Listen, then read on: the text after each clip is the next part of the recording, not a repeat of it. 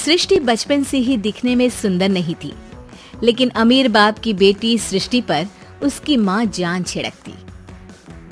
मेरी बेटी कितनी प्यारी है, भगवान सबको सृष्टि जैसी बेटी दे। सृष्टि धीरे धीरे बड़ी होती है। एक दिन सृष्टि की सहेली कहती है, तू दिखने में कितनी अजीब सी है, लेकिन मैं जानती हूँ हम सब में सबसे अच्छी शादी तो तेरी ही होगी। तेरे पापा अमीर जो हैं। और बता नहीं सकते यार, दहेज तो हर कोई देता है, ये क्या ज्यादा ले जाएगी अपने पति के लिए? अरे बड़े शहर में कोठी है इसके पापा की। अरे पापा की है ना, कौन सी इसकी है? इसकी होती तब तो कोई भी लड़का इससे शादी कर लेता। अरे पापा की मतलब पापा की है तो मेरी ही है ना? किसने कहा? अब तेरी तो तब होगी ना जब तेरा भाई ना हो। वैसे भी शादी के बाद सारी प्रॉपर्टी भाई के नाम होती है। सृष्टि समझ जाती है कि उसे किसी भी हालत में माँ बाप की सारी प्रॉपर्टी को अपने नाम करना है, लेकिन कैसे? एक दिन सृष्टि का भाई शीनू कहता है, बहन क्या कर रही है? तुझसे एक बात करनी है।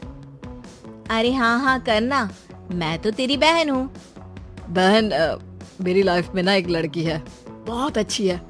मैं सोच रहा हूँ माँ और पापा से बात करूँ शादी के लिए। सृष्टि को समझ में आ जाता है कि भाई की शादी होते ही भाभी उसे एक दिन भी घर में बर्दाश्त नहीं करेगी। क्या बात है भाई, बताना कौन है वो? यार वो बहुत अच्छी लड़की है, पढ़ी लिखी है, मेरे साथ जॉब भी करती है। बस एक प्रॉब्लम है। हाँ प्रॉब्लम? क्या प्रॉब्लम है भाई? यार वो शादीशुदा है, लेकिन उसके पति ने उसे सिर्फ इसलिए छोड़ दिया क्योंकि उसके माँ बाप दहेज नहीं दे पाए। सृष्टि ये सुनकर न जाने क्यों खुश हो जाती है। अरे भाई तो क्या हुआ, लड़की तुझे तो पसंद है ना? शीनू को लगता है कि बहन उसे समझ रही है। वो इस बात से अनजान होता है कि उसकी बहन की मंशा पूरा घर हड़पने की है। सृष्टि अपनी माँ से कहती है, मम्मी मुझे तो बहुत चिंता है। पता है शीनू क्या कर रहा है? अरे क्या कर रहा है? वो तो काम पर जाता है और वापस घर आता है। नहीं ना माँ, वो यही तो नहीं कर रहा, बाकी सब कर रहा है। आपको पता है उससे प्यार है, और वो भी एक शादीशुदा लड़की से। ये क्या हो गया? मैं सोसाइटी में क्या मुंह दिखाऊंगी? अरे तेरे पापा तो यही कहेंगे कि मैंने ही उसे बिगाड़ दिया है। माँ देखो, मेरी बात मानो, पापा पर भी विश्वास करने की जरूरत नहीं है। अब आप ही बताओ, पापा इतनी देर घर के बाहर रहते हैं क्यों? बोलो। अरे बेटा वो तो नौकरी करते हैं ना। तू बहुत भोली है माँ। पापा का ऑफिस तो 7 बजे खत्म हो जाता है, लेकिन देखो कितनी देर से आते हैं। अरे नहीं बेटा, ऐसी कोई बात नहीं है। सृष्टि माँ को एक औरत से बात करते पिता की फोटो दिखाती है। देखो माँ कैसे हैं पापा। मैं ना कहती थी कि पापा सही नहीं है। मैं तेरे पापा से बात करूंगी, दे फोटो मुझे। ओ माँ, वो तो डिलीट हो गई। लेकिन चल, तूने तो देख लिया ना। पापा से बाद में बात कर लेना, और हाँ मेरा नाम बिल्कुल मत लेना। हाँ माँ। अब क्या था, सृष्टि के माँ और पिता के बीच झगड़ा होना शुरू हो जाता है। सृष्टि के मन में क्या चल रहा था कोई नहीं जानता था। एक दिन, माँ सृष्टि के लिए एक लड़का देखा है, वो लोग शाम को उसे देखने आने वाले हैं। और हाँ माँ, एक खुशखबरी, मैं और पापा मिलकर एक नया बिजनेस ट्राई कर रहे हैं। शाम को लड़का आता है, सांवले रंग का। सृष्टि को तो बिल्कुल भी पसंद नहीं आता।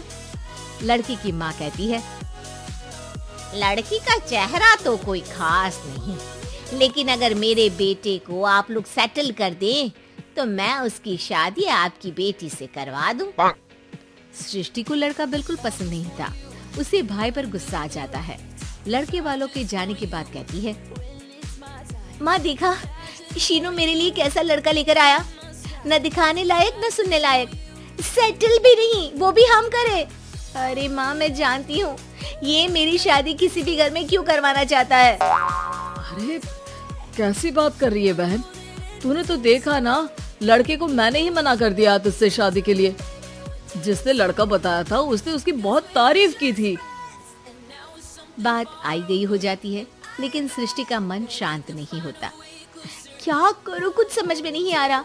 मेरी शादी हो गई तो ये लोग पूरी प्रॉपर्टी शीनू के नाम कर देंगे, मेरे हाथ तो कुछ लगेगा ही नहीं। तभी सृष्टि को आइडिया आता है। वो किसी वकील को फोन करती है। जी देखिए, अगर आपके मम्मी पापा का तलाक हो जाता है तो आपके पिता की आधी प्रॉपर्टी आपकी माँ के नाम हो जाएगी, फिर उसे वो किसी को भी दे सकती है। सृष्टि अब माँ को बेटे के खिलाफ धरती है। माँ, शीनू पर नजर रखा करो, वो जिस लड़की के प्यार में है ना वो शादीशुदा है। यहाँ आएगी, सारा पैसा, रुपया, जमीन, जायदाद सब हड़प लेगी। पापा का भी हाल तुमसे छुपा नहीं है। ऐसा ना हो कि मैं और आप एक दिन सड़क पर भीख मांगे। हे भगवान, मैं तो जीते जी मर जाऊंगी अगर ऐसा हो गया तो।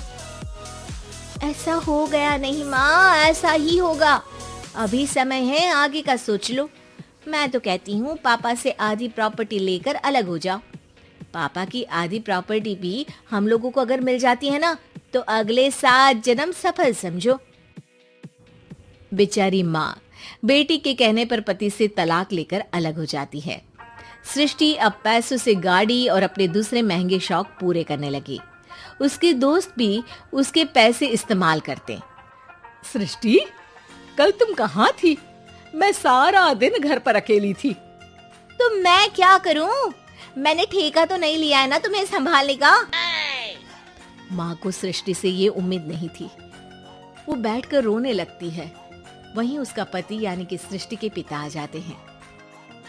मैं जानता था कि तुम्हारा यही हाल होगा, तो आपने मुझे रोका क्यों नहीं?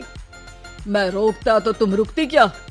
सृष्टि के कहने पर तुमने मुझ पर अपने बेटे पर शक किया, लेकिन तुम ये भूल गई कि कैसे हम दोनों ने मिलकर जीवन में इतना सब खड़ा किया। माँ पति के गले लग जाती है। मुझे माफ कर दीजिए, मैंने आपकी कमाई का एक बड़ा हिस्सा गवा दिया। कोई बात नहीं, तुम साथ हो तो मैं ऐसी 7 प्रॉपर्टी खड़ी कर दूंगा। तभी वहाँ सृष्टि आ जाती है रोते हुए। माँ, मयंक ने मुझे छोड़ दिया। वो बोल रहा था जब तक मेरे पास पैसे थे तब तक ही वो मेरे साथ था।